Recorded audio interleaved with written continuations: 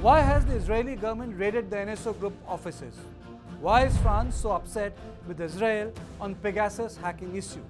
Did NSO cross the line? All this and more in On Point with Kartikeya. It is confirmed that NSO office in Israel was raided by the Israeli Defense Ministry.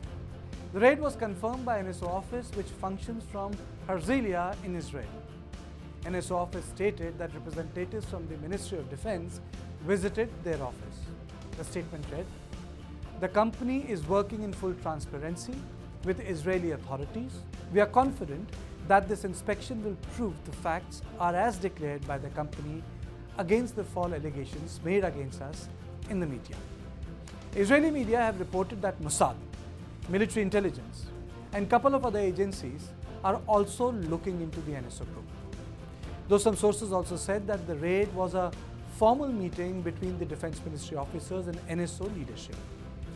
The Western democracies have different rules for such companies.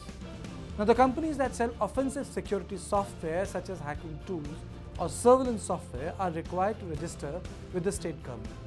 The NSO group currently holds a license from the Israeli government.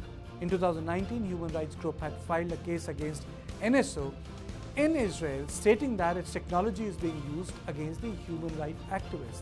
The NSO eventually won the case and the Human Rights Group lost it. Israel is taking no chance, as NSO controversy has led to intense criticism that its technology was deployed against the heads of state. It is in this context a formal meeting was held between the Defense Minister of Israel and the French Defense Minister. In India, it has led to the paralysis of the parliament. Monsoon session is a washout.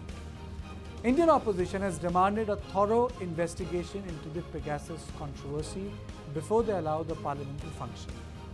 In India, Pegasus was deployed against bureaucrats, politicians, and even retired intelligence officers, as per the report produced. Now, the entire opposition is saying that there needs to be an independent inquiry headed by the sitting judge of the apex court of the country. Pegasus has maintained that they only sell the technology to the respective governments, but people believe that the high-end technology was deployed against common people.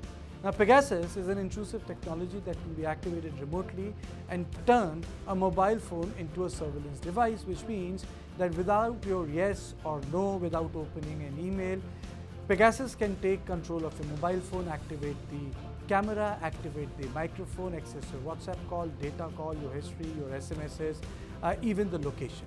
It's a very intrusive technology.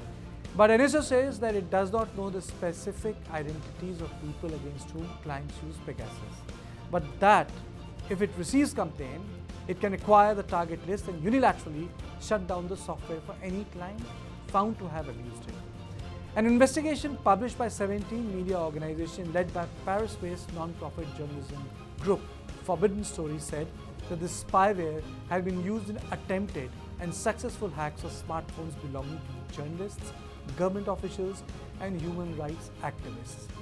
But Indian government says that this is not the case and it has denied all the allegations. But the fact is that in India, opposition is demanding an inquiry, and in Israel, inquiry has already been instituted and NSO office has been raided.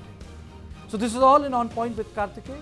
For more news and other developments, keep on watching TV9 Digital.